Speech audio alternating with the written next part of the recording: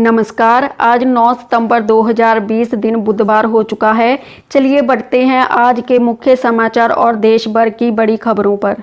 बड़े ऐलान की संभावना, मोदी सरकार कर सकती है राहत पैकेज का ऐलान। छोटे कारोबारी और मिडिल क्लास पर होगा फोकस। जी हां, कोरोना संकट के बीच सरकार दोबारा राहत पैकेज का ऐलान कर सकती है। इसका पूरा focus non salaried, middle class और छोटे कारोबारी हो सकते हैं। इससे नौकरी और कारोबार में मदद मिलने का अनुमान है। इससे पहले केंद्र सरकार ने मई में 20 लाख करोड़ रुपए का आत्मनिर्भर पैकेज की घोषणा की थी। अगस्त महीने में पीएमआई का आंकड़ा बढ़कर 52% हो गया। इससे मैन्युफैक्चरिंग सेक्टर में सुधार के संकेत हैं।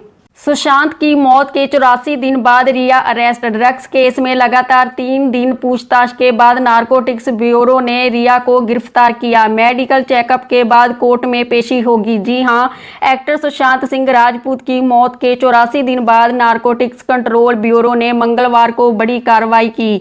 एनसीबी ने सुशांत की गर्लफ्रेंड रही रिया चक्रवर्ती को ड्रग्स के केस में गिरफ्तार कर लिया है। एक्ट्रेस की मेडिकल टेस्ट के बाद वीडियो कॉन्फ्रेंसिंग के जरिए कोर्ट में पेश कर रिमांड मांगी जाएगी। ड्रग्स केस में दूसरे आरोपियों शोविक, सैमुअल मिरांडा और दीपेश सावंत को भी पेश किया जाएगा। रिया ने एनसीबी की पूछताछ का मंगलवार को तीसरा दिन था। 3 दिन में एक्ट्रेस से करीब 20 घंटे सवाल जवाब किए गए। सोमवार को एनसीबी ने रिया को उनके भाई शोविक और सुशांत के हाउस मैनेजर मिरांडा के सामने बैठाकर पूछताछ की थी। सूत्रों के मुताबिक रिया ने खुद ड्रग्स लेने की बात नहीं मानी, हालांकि ड्रिंक करने और स्मोकिंग की बात कबूल की। रिया का कहना था कि उन्होंने जो कुछ भी किया सुशांत के लिए किया।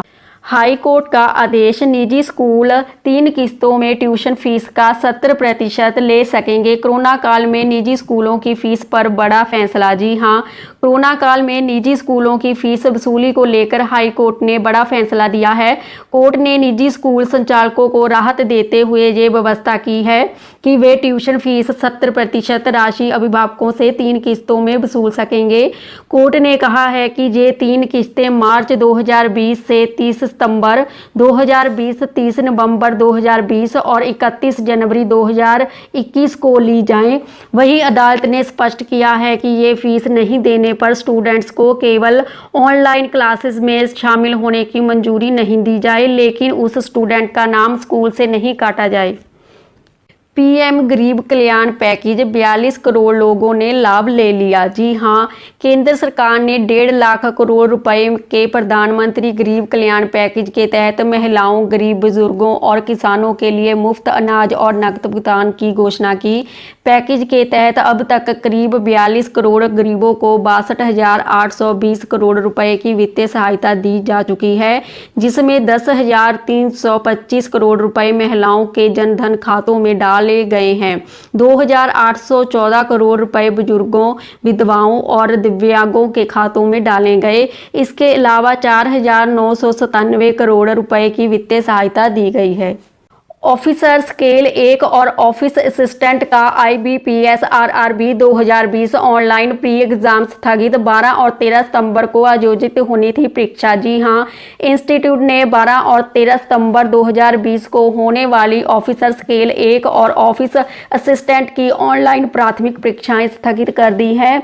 इस बारे में IBPS ने ऑफिशियल वेबसाइट पर एक नोटिस जारी कर बताया कि ऑनलाइन प्राथमिक परीक्षाएं कुछ परिस्थितियों के कारण आयोजित नहीं की जा सकेगी। ऑफिशियल वेबसाइट पर जल्द ही नई तारीखें जारी की जाएंगी। पहले जारी नोटिफिकेशन के मुताबिक ये परीक्षा का आयोजन 12, 13, 19, 20 और 26 सितंबर 2020 को किया जाना है। इनमें 12 और 13 सितंबर की परीक्षाएं स्थगित कर दी गई हैं। SBI म्यूचुअल फंड ने लॉन्च किया नया इन्वेस्टमेंट प्लान। बच्चों के लिए निवेश करके उनकी पढ़ाई और शादी के लिए कर सकते हैं पैसों का इंतजाम। जी हां, SBI म्यूचुअल फंड ने एक ऐसा इन्वेस्टमेंट प्लान लॉन्च किया है। SBI magnum children's benefit fund investment option नाम से लॉन्च किए गए इस प्लान में निवेश करके बच्चों के भविष्य को सुरक्षित कर सकते हैं। इस इन्वेस्टमेंट प्लान को सब्सक्रिप्शन के लिए 8 सितंबर को खोला गया और 22 सितंबर को बंद कर दिया जाएगा। जाएगा। SBI magnum children's benefit fund investment option का लॉक इन पीरियड 5 साल का है, यानी इस फंड में किए गए निवेश को 5 साल या बच्चे के 18 साल के होने तक नहीं निकाला जा सकेगा।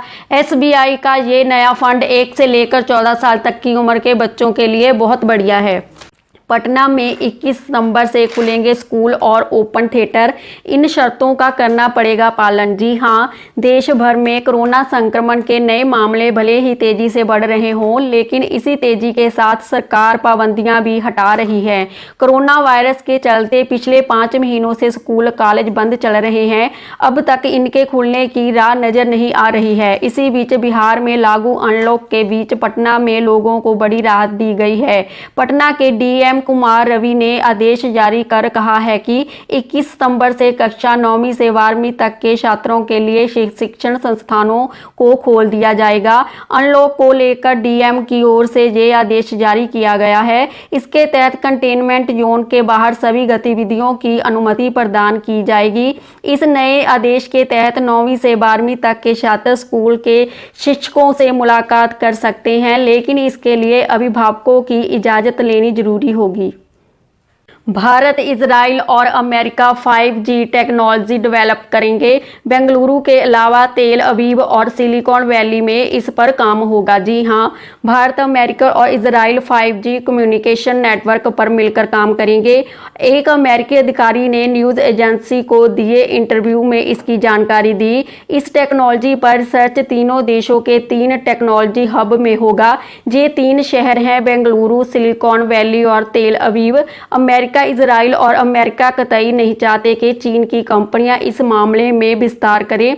2 महीनों पहले अमेरिका ने ब्राजील से साफ कहा था कि वो 5G नेटवर्क कॉन्ट्रैक्ट चीनी कंपनी हुबेई को ना दे।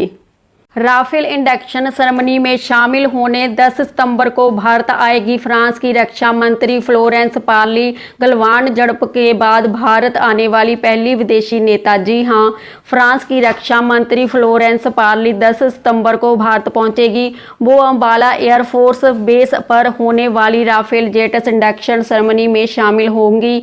फ्लोरेंस रक्षा मंत्री राजनाथ सिंह और राष्ट्रीय सुरक्षा सलाहकार अजीत डोभाल से भी मुलाकात करेगी। पार्ली के साथ फ्रांस के रक्षा अधिकारी और डिफेंस इंडस्ट्री का डेलीगेशन भी भारत आएगा। चीन से जारी तनाव के बीच ये किसी बड़े विदेशी नेता की पहली भारत यात्रा होगी।